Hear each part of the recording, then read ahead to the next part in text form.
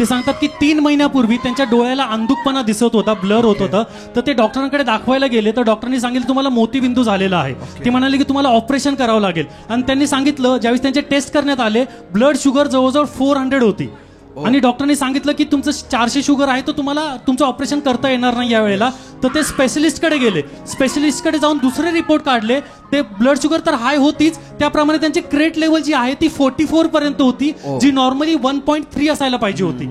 Doctor म्हणाले की त्या कारणामुळे तुमच्या कदाचित दोन्ही किडन्या फेल झाल्या असतील, तुम्हाला डायलिसिस करावं लागेल. म्हणजे त्रासामध्ये त्रास दिसत होते. पण ते भाऊ सांगतात की त्या शनिवारी ते रिपोर्ट घेऊन ते चर्चला आले. रडून त्यांनी प्रार्थना केली त्या रिपोर्ट्स वरती. आणि ते म्हणाले की आणखीन काही रिपोर्ट्स होते जे येणे बाकी होते. आणि ते सांगतात की परमेश्वराने चमत्कार केला आणि ते सर्व रिपोर्ट दुसऱ्या दिवशी पूर्णपणे नॉर्मल आले. जे शुगर 400 होती ती 105 आली आणि क्रेड लेवल देखील नॉर्मल आली. त्यांचे सर्व रिपोर्ट्स आहेत pastor. See this normal. Oh, sugar here it's written sugar is 500 and grade level is 44. Is 44.3. Date is 2/5/2025 reporting day. हे खरं आहे? खरं आहे. मी त्या तिथे बसतो, मला ना बिशप 2 दिसायचे डोळ्याच्या मुळे. तर मी म्हणालो की मला डबल आशीर्वाद मिळतील. Hallelujah. Look at the positivity. Amen. Hallelujah.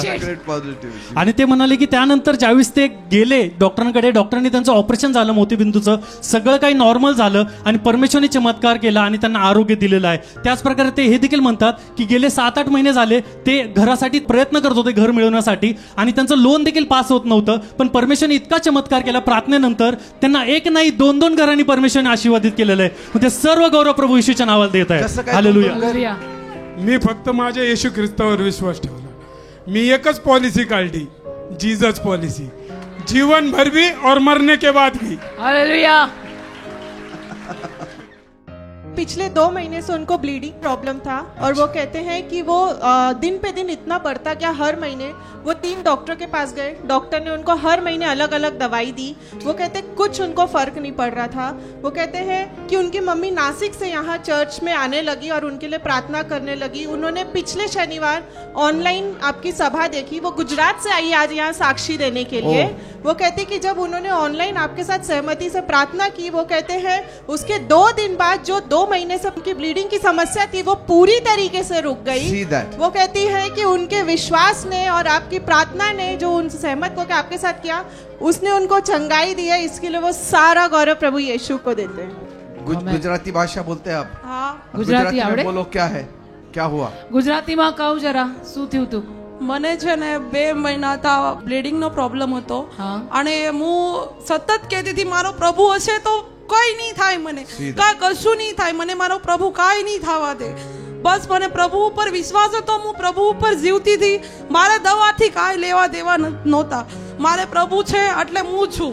બસ હું એમ જ કહું છું, પ્રભુ ઉપર વિશ્વાસ રાખો, કાંઈ નહીં થાય તમને. બસ લાઈફમાં તમે પ્રભુ ઉપર વિશ્વાસ રાખશો, કાંઈ નહીં થાય તમને. પ્રભુ કાંઈ નહીં થવા દે. બસ પ્રભુ ઉપર વિશ્વાસ રાખજો. Praise God. God bless you. God bless you, बेटा. God bless you. ह्या सिस्टर आहे उज्ज्वला सिस्टर, आणि त्यांच्या आईची साक्ष घेऊन ते इथं आलेत. त्यांना खूप त्रास होत होता आणि ते सांगतात की त्यांना उलट्या व्हायच्या फार. 3 महिने त्यांना उलट्या झाल्या आणि ते म्हणतात की जेवण जरी केलं तरी त्यांना ते पचत नव्हतं आणि सारख्या उलट्या होत होत्या. त्याच्यामुळे त्यांना दवाखान्यात नेलं आणि डॉक्टरनी काही रिपोर्ट्स काढायला लावले, MRI काढायला लावला. तेव्हा असं आढळलं की त्यांचं जो डोक्याची जो मेंदू आहे तिथं रक्ताची गाठ आलेली आहे आणि त्याच्यामुळे हा त्रास त्यांना सारखं होतोय. आणि ते म्हणतात डॉक्टरनी त्यांना ऑपरेशन सांगितलं आणि ते म्हणतात त्याचा खर्च पण खूप होता, त्यांची तेवढी परिस्थिती नव्हती की तो खर्च उचल. आणि त्यांना म्हणतात की डॉक्टरनी एवढं पण सांगितलं की ऑपरेशन करून सुद्धा ते सक्सेसफुल होईल का नाही याची काही गॅरंटी नाही. आणि ते म्हणतात ते फार भिवून गेले, त्यांना फार भीती वाढत होती. ते म्हणतात की ते ऑपरेशन करायला ते नको म्हणले. आणि त्यावेळेस या आंटींचा विश्वास प्रभू येशूवर नव्हता, ते अनबिलीवर होते. पण ही त्यांची जी मुलगी आहे त्यांचा विश्वास प्रभू येशूवर होता आणि दर शनिवारी ते आपल्या चर्चला येत होत्या आणि प्रार्थना करत होत्या. आणि त्या म्हणतात हळूहळू जसं ते प्रार्थना करत की ती जी गाठ आहे ती कमी कमी होत आता ती पूर्णपणे नाहीशी झाली आहे, ती गाठ नाहीये. म्हणून ते सारा गौरव प्रभू येशूला देतात. गाठ नाहीये म्हणून गाठ गेली, सगळी गेली की काहीच नाही, त्रास होत नाही, काही त्रास नाही. ऑपरेशन करतो म्हटलं 5 लाख रुपये मागतील तर आम्ही नाही म्हणून पोरानं माझा 5 शनिवारी इथं आणलं. तुम्ही प्रार्थना केलं की मग माझी गाठ कुंकड गेली की मी एक गोळी सुद्धा खाल्ली नाही. हालेलुया. आमेन. पास्टर, युजली आपण ऐकतो आईच्या प्रार्थनेने मुलीला बरं केलं. यावेळेस मुलीच्या प्रार्थनेने आईला आशीर्वाद दिलाय पास्टर. 10 वर्षाची सुनीता आहे पास्टर, आणि आईने काही कारणाने त्यांनी जॉब सोडला होता आणि 2 महिन्याची सॅलरी अडकली होती. तर मुलीने आईला आश्वासन दिलं की आई तू काळजी करू नको, आपण चर्चमध्ये जाऊ, प्रार्थना करूया आणि प्रभू येशू चमत्कार करेल. मी फास्टिंग ठेवणार आणि आपण घरापासून चर्चपर्यंत चालत येऊया. आणि खरोखर प्रभूने चमत्कार केला. मुलीची प्रार्थना ऐकली. त्यांना 2 महिन्याचा पगार जो अडकून राहिला होता तो मिळालेला आहे, त्यांच्या अकाउंटमध्ये तो आलेला आहे.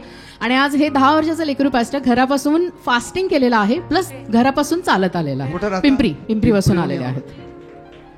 नेहरू नगर पिंपरी, तिथून चालत आलात आज तुम्ही. See this because of your faith. Yes, तुझ्या विश्वासामुळे बेटा.